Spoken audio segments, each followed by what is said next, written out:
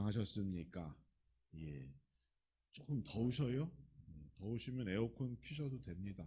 예. 지금 상당히 애매한 그런 계절이죠. 낮에는 24도, 5도까지 올라가고 밤에는 12도, 13도까지 떨어지니까 그렇습니다.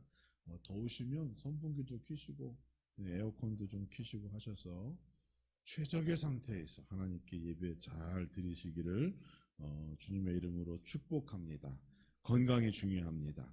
우리 옆에 계신 분들 앞뒤로 함께 인사하실 때에 하나님의 지혜를 구하는 성도가 됩시다. 인사해 보겠습니다. 시작. 하나님의 지혜를 구하는 성도가 됩시다. 예.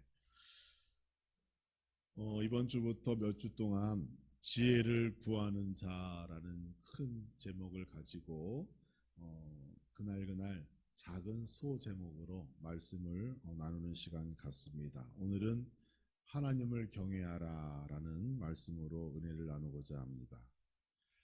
지혜 하면 생각나는 인물이 있습니다. 구약 성경에서 지혜 하면 생각나는 인물이 여러분 다 아시는 솔로몬, 그 사람이죠. 그는 이스라엘의 세 번째 왕이고 다윗과 밧세바라고 하는 왕비 사이에서 태어난 사람입니다. 사실 솔로몬의 삶을 보면 우리의 입장에서는 참 부러운 것이 많아요. 그렇죠? 열왕기상 9장 1절을 보시면 솔로몬은 자신의 원하는 것을 다 이루었다, 가졌다 이렇게 기록하고 있는데 거기에 이렇게 기록합니다. 솔로몬이 여호와의 성전과 왕국 건축하기를 마치며, 여기가 중요해요. 자기가 이루기를 원하던 모든 것을 마친 때에, 그러니까 세상에서 자기가 하고 싶었던 것, 이루고 싶었던 것, 얻고 싶었던 것 다 해봤다는 얘기예요. 그래서 그가 나중에 전도서에서 뭐라고 고백해요? 인생이 헛되고 헛되도다 이렇게 고백할 수 있었던 겁니다. 세상에서 자기가 하고 싶은 것 다 해보고 가질 수 있는 사람이 몇이나 될까요? 모르긴 몰라도 이 솔로몬만큼 그것을 다 가지고 이루었던 사람이 없을 것이다 라고 생각해 봅니다. 물론 여기 앉아 계신 우리 성도님들 워낙 믿음이 좋아서 목사님 저는 하고 싶은 것, 갖고 싶은 것 다 누리며 지금 행복하게 살고 있어요. 이렇게 얘기하실 수도 있겠어요. 그런데 여러분, 솔로몬은 우리의 경우와는 차원이 달라요. 그렇죠? 그가 태어나 보니 아버지가 누구예요? 다윗이에요. 다윗이 누구입니까? 이스라엘의 두 번째 왕. 그리고 당대의 가장 큰 권력과 군사력, 경제 모든 분야에서 한참 최고를 달릴 때 그가 왕자의 신분으로 태어났다는 거예요. 그러니까 우리의 경우하고는 달라요. 보통 우리나라에서 금수저 이렇게 얘기하는데 솔로몬은 금수저가 아니에요. 다이아몬드 수저. 그 이상의 것을 가지고 세상에 태어난 사람입니다. 또 이게 전부가 아니에요. 하나님께서 그에게 물어보신 적이 있었어요. 열왕기상 3장 5절을 보시면 더 기가 막힙니다. 뭐라고 나와 있어요? 내가 내게 무엇을 줄고 너는 구하라 이렇게 되어 있어요.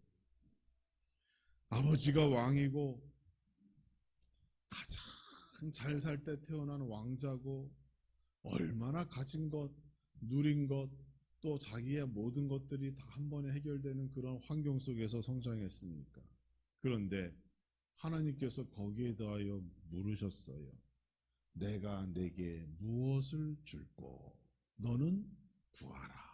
얼마나 좋습니까?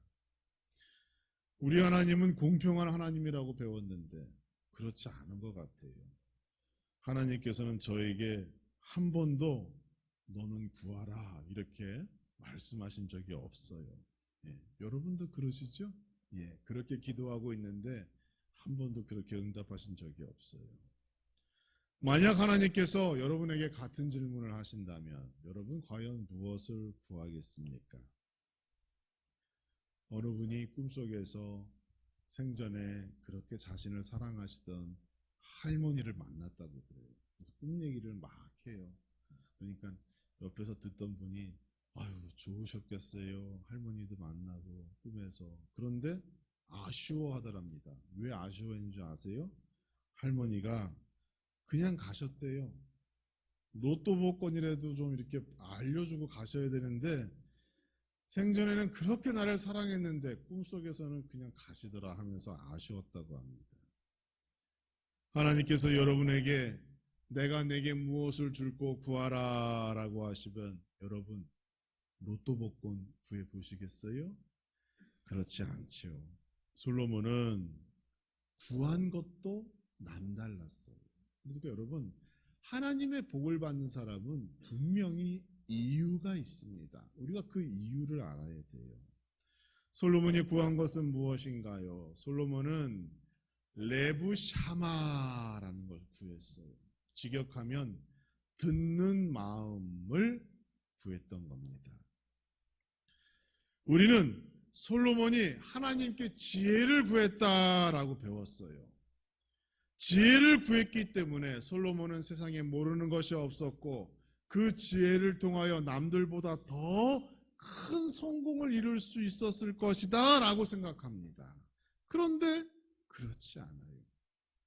솔로몬이 하나님께 구한 것은 지혜예요. 그런데 어떤 지혜인가 하면 레브샤마, 듣는 마음을 하나님께 구했다는 겁니다.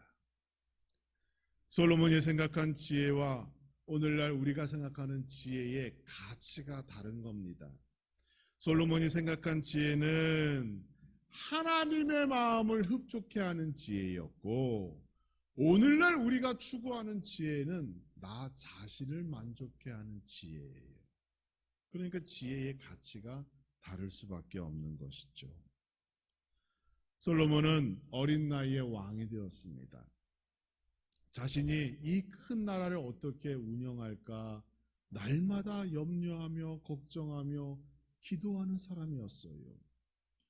당시의 왕은 백성들의 옳고 그름을 판결해주는 모범적인 왕이어야 됐어요. 그렇기 때문에 백성들을 바르게 인도하기 위한 선한 왕이 되기 위해서는 올바른 분별력, 하나님 말씀에 입각하여 바른 결정을 내릴 수 있는 분별력이 필요했던 겁니다. 즉, 나에게 주신 직분과 사명을 감당할 수 있는 방법이 무엇일까 고민하던 차에 하나님께 듣는 마음, 그것을 자기의 지혜로 여기고 하나님께 구하게 된 거예요. 즉, 잘 듣고 바르게 판단하고자 하는 마음, 능력을 하나님께 구했던 것입니다. 그래서 하나님께서는 솔로몬이 구한 것을 다음과 같이 말씀하셨는데 왕상 3장 10절을 보시면 솔로몬이 이것을 구하매 그 말씀이 주의 마음에 든지라 이렇게 말씀하셨어요.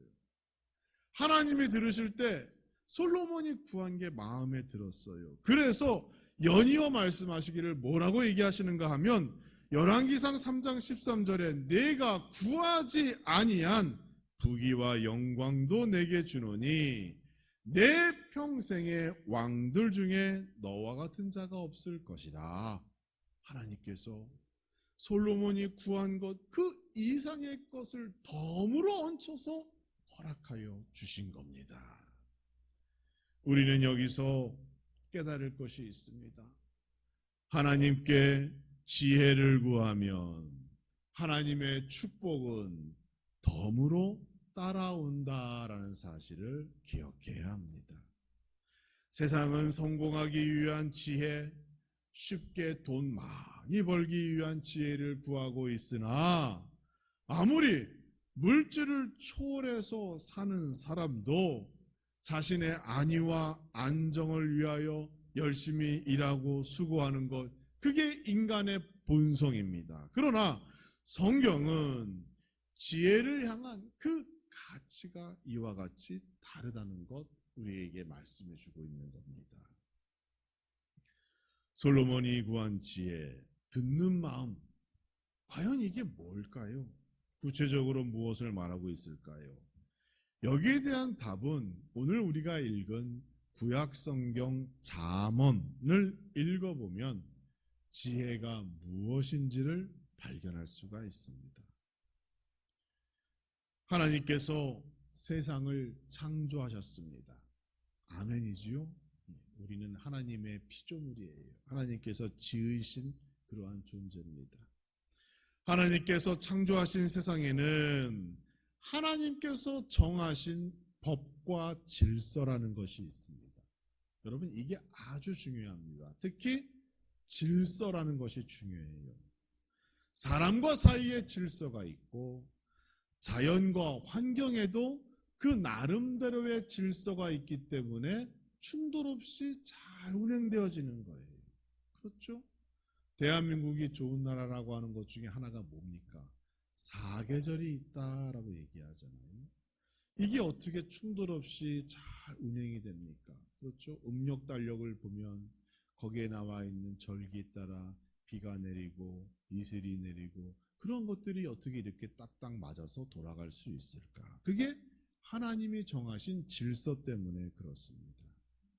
만약 어느 한 곳에 질서가 깨져버리고 거기에 인간이 개입해서 그 질서를 바꾸려고 한다면 우리 인간의 인생과 세상은 어떻게 될까요?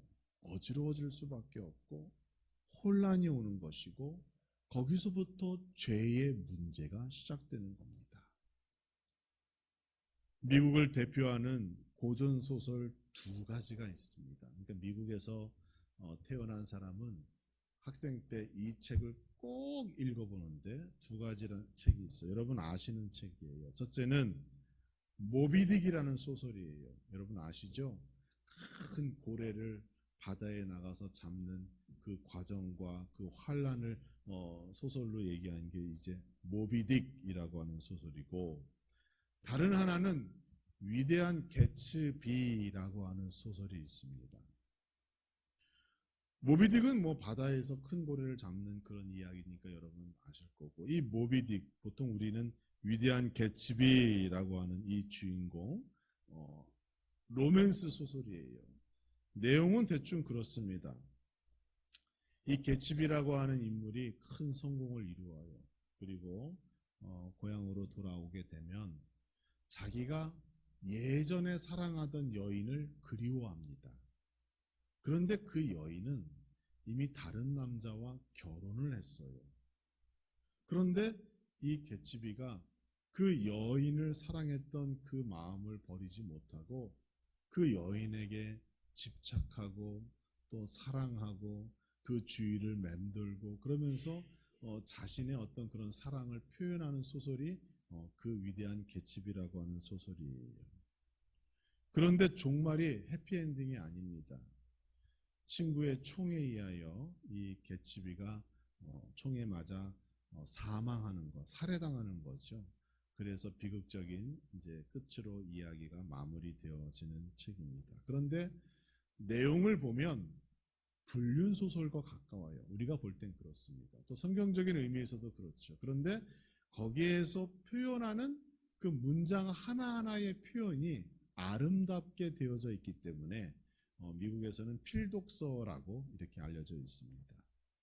그런데 여러분, 하나님의 질서에 의하면 결혼한 유부녀를 사랑한다는 것, 죄죠, 죄. 분명한 죄입니다. 그런데 하나님의 질서가 깨진 상태에서 그 죄가 어떻게 아름답게 포장되어지는가를 우리는 그 소설을 통하여 알 수가 있어요. 우리의 인간사도 마찬가지입니다. 하나님께서 우리에게 요구하시고 우리가 지켜야 할 하나님의 법과 질서가 분명히 존재합니다. 그런데 우리 인간은 자기의 지식과 지혜와 자기의 만족과 기쁨을 위하여 그 질서를 자꾸 바꾸려고 하는 거예요. 그러니까 하나님께서 이미 정하신 죄를 자꾸 자꾸 다른 방법으로 아름답게 포장하려고 하는 거예요. 거기서부터 하나님과의 관계가 깨지고 사람과의 관계가 깨지고 더 행복할 줄 알았는데 더 불행한 인생으로 가게 된다는 것을 우리 인간의 역사는 말해주고 있는 겁니다. 그러므로 지혜란 무엇인가요? 하나님께서 세상을 창조하시면서 세워놓으신 그 질서를 이해하고 그 질서를 배우고 그 질서에 순종하는 것이 성경에서 말하고 있는 지혜입니다. 그러니까 여러분 그 지혜를 분명히 마음속에 새기며 살면 실패 없는 인생을 살아갈 수가 있는 거예요.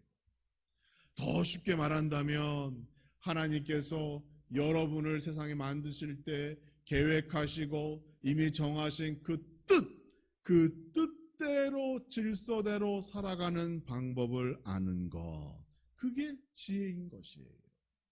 그러한 지혜를 얻는 성도 모두가 되기를 주님의 이름으로 축원합니다. 이 지혜를 한번 삶에 적용해 볼까요? 여러분 보세요. 남녀가 만나 가정을 이루고 그 가정을 이혼하지 않고 지키는 것, 이게 하나님의 질서잖아요. 그러니까 이게 지혜입니다. 그게 지혜인 거예요. 한 남자가 한 여자를 사랑하는 것, 그게 지혜입니다. 하나님께서 그러하셨듯이 6일을 일하고 하루를 쉬는 것, 안식하는 것, 그게 지혜입니다. 꾸준하게 성실하게 일하여 정직한 수입을 얻으며 사는 것, 그게 지혜입니다. 잠언 28장 20절을 보면 충성된 자는 복이 많아도 속히 부하고자 하는 자는 형벌을 면치 못하느니라 라고 되어 있어요. 여기서 말하는 충성된 자는 내가 무엇에 충성하고 순종하는 것을 의미하는 것이 아닙니다. 원어적 의미를 보면 성실한 사람, 도덕적인 사람, 신뢰할 만한 사람이라는 뜻이에요. 그러니까 성실한 자는 복이 많고 성실한 자는 복을 받아도 도덕적으로 신뢰할 만한 사람은 복을 받아도 이런 뜻인 거예요. 그러니까 여러분 하나님의 말씀을 잘 보시면 우리가 무엇을 결정하고 판단할 때에 직업을 선택하고 그것을 결정할 때에 과연 하나님께서 이것을 축복하실 직업인지 아닌지 하나님께서 역사하실 사업인지 아닌지를 말씀을 통하여 알 수가 있는 겁니다. 그런 거예요. 하나님께서 말씀하셨죠.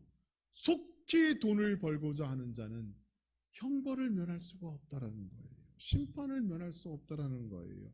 하나님께서 원하지 아니하시는 거예요. 이것이 하나님께서 세우신 노동의 질서, 직업의 질서인 겁니다. 이것을 아는 것이 하나님이 원하시는 지혜인 겁니다. 이러한 창조의 질서를 알기 위하여 솔로몬은 하나님께 지혜를 구했습니다. 하나님, 알게 하여 주옵소서. 하나님 뜻대로 살아가는 것이 어떤 것인지, 하나님의 말씀을 듣는 마음을 주시고, 백성들의 고통을 듣는 마음을 주시고, 그래서 그 들음으로 인하여 내가 하나님 뜻대로 살아가기를 원합니다. 그런 의미에서 지혜를 구했던 겁니다. 하나님의 창조 질서를 바탕으로 모든 일들을 결정하고 치리하면 여러분의 삶 가운데 천국이 임하게 될 줄 믿습니다. 그런데 여기에도 작은 단점이 있어요. 세상의 모든 일을 우리가 분별하고 결정하고 선택할 때에 오늘날 현대사회는 너무도 복잡한 경우와 상황이 많습니다. 그러니까 그것을 마치 무 자르듯 뚝 잘라가지고 결정하고 판단하는 것이 너무 힘들 때가 있다는 거예요. 우리의 인생을 살다 보면 그렇습니다. 그래서 말씀대로 산다는 것이 참 힘들어요. 이러한 상황에서는 내가 어떻게 해야 되는가? 이러한 환경에서는 내가 어떻게 행동해야 되는가? 결정하기가 힘든 복잡한 사회 구조 속에 우리가 살아가고 있잖아요. 그래서 성경에서는 특히 잠언에서는 무엇을 강조하고 있는가 하면 첫째가 지혜였고 둘째가 명철입니다.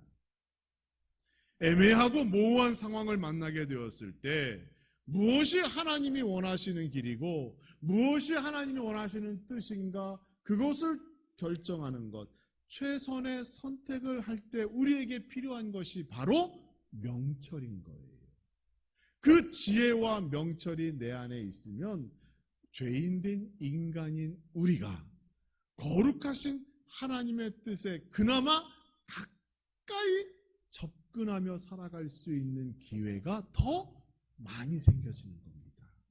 그러니까 우리에게는 지혜와 명철, 이 두 가지가 필요한 겁니다.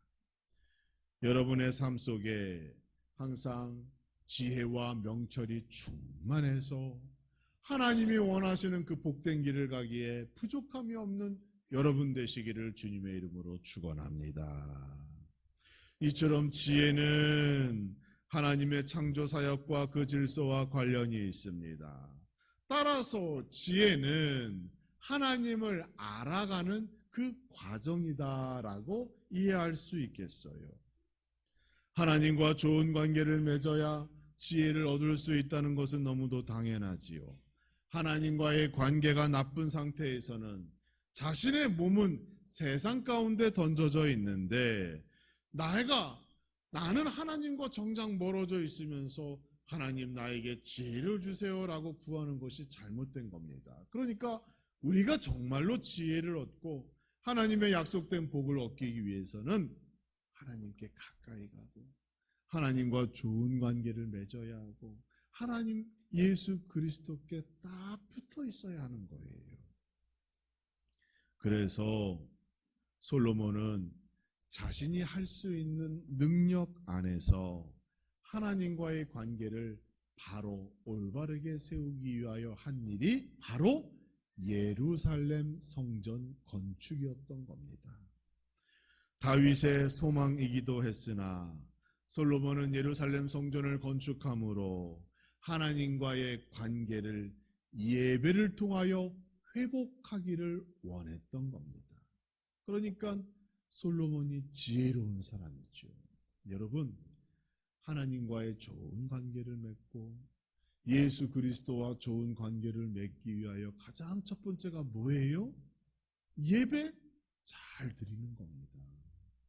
예배를 드려야 하나님을 만나고 말씀을 듣고 기도하고 응답받고 그 말씀의 능력으로 우리가 살아갈 수 있는 거잖아요. 그러니까 솔로몬이 지혜로운 사람인 거예요. 교육에 관심 있는 사람은 학교를 건축하겠지요. 건강에 관심 있는 사람은 뭘 세울까요? 병원을 세우는 겁니다. 병원을. 예배에 관심 있는 사람은 무엇을 세울까요? 교회를 세우는 겁니다. 성전을 세우는 겁니다. 솔로몬은 예배에 관심이 있었어요. 예배를 통해서만 하나님을 만나고 하나님과의 바른 관계를 세울 수 있다는 것을 알았어요. 그래서 그는 세상과 다른 지혜를 가진 사람인 겁니다. 성전을 세움으로 하나님과의 관계를 바로 세우고 예루살렘 성전을 통하여 하나님께 예배하는 방법, 다른 말로 얘기하면 하나님을 경외하는 방법을 증거하기 시작했다는 거죠. 그래서 오늘 마지막 절의 7절 말씀이 본문의 주제가 되는 겁니다. 여호와를 경외하는 것이, 이 경외를 예배라고 바꿔보세요. 여호와를 예배하는 것이, 여호와께 예배하는 것이 지식의 근본이거늘 미련한 자는 지혜와 훈계를 멸시하느니라, 이렇게 말하고 있어요. 여러분, 예배, 말씀, 이러한 것들이 결국 나를 영육간에 건강하게 만드는 것이다 라는 사실 잊지 않기를 주님의 이름으로 축원합니다. 교회 안에서 여호와를 경외하며 예배한다는 것이 무엇입니까? 여호와를 경외하는 자는 크게 세 가지의 특징이 있습니다. 첫째는 나를 감찰하시는 하나님을 인식하고 하나님 두려운 마음을 갖습니다. 내가 어디서 무엇을 하든지 간에 하나님께서 나를 보고 계시는구나 라고 하는 두려운 마음, 그러니까 세상의 심판자 되시는 하나님을 고백하고 사람이 보나 사람이 보지 않나 성결하게 살아가게 되는 겁니다. 두 번째로 여호와를 경외하는 자는 하나님께 항상 감사의 마음을 품고 살아갑니다. 죄인이었던 나를 사랑하사 하나님의 자녀 삼아주시고 그래도 이만큼 살아갈 수 있도록 축복하신 하나님, 그 하나님의 은혜를 생각해 보면 감사밖에 남지 않는 거예요. 이 계절에 여러분의 삶 속에 여러분의 입술에 감사가 떠나지 않는 여러분과 가정이 되기를 주님의 이름으로 축원합니다. 추수의 계절이 되었는데 예전 같지 않다라는 소리가 참 많아요. 제가 감을 좋아해요. 감을. 그래서 감을 좀 먹어보려고 주변을 둘러보면 저희 교회에도 감나무가 있는데 감이 없어요. 그래서 또 마트에 가서 감을 사 먹으려고 보니까 못생기고 익지도 않은 게 또 왜 이렇게 비싼지 몰라요. 예. 여러분, 추수의 계절 내가 생각한 대로 이루지 않고 얻지 못한다 할지라도 내가 건강하게 10월달 이 두 번째 주 여기까지 살아왔고 또 우리가 앞으로 살아갈 그 삶의 시간들을 생각해 보면 감사밖에 우리에게 없음을 고백하기를 주님의 이름으로 축원합니다. 또 세 번째로 여호와를 경외하는 자는 하나님의 사랑을 알게 됩니다. 누구 때문에요? 예수 그리스도 때문에 하나님이 나를 얼마나 사랑하시는지 고백하게 되는 거예요. 내가 사랑을 입었기 때문에 그 사랑을 실천하게 되는 거죠. 교회에서 예배하고 헌신하고 봉사하고 직분에 충성하고 교회 밖에서는 하나님의 자녀다운 삶으로 이웃을 사랑하고 이해하고 용서하고 관용을 베풀고 더불어 나의 삶을 통하여 예수 그리스도를 증거하고 하나님의 사랑에 우리가 그렇게 살아가게 되는 겁니다. 하나님을 경외하는 그러한 성도 되기를 주님의 이름으로 축원합니다. 솔로몬은 여호와를 경외함으로 그는 하나님의 창조 질서를 아는 지혜와 지식과 명철을 얻었습니다. 우리는 그의 관심이 어디에 있었고 무엇이 삶의 중심이었는지 확인할 수가 있습니다. 우리 함라중앙교회와 성도님 모두도 솔로몬과 같이 그러한 하늘의 놀라운 지식, 지혜, 명철을 얻으시는 이 계절이 되기를 주님의 이름으로 축원합니다. 우리 그리스도인은 그래서 삶의 모습도 달라져야 합니다.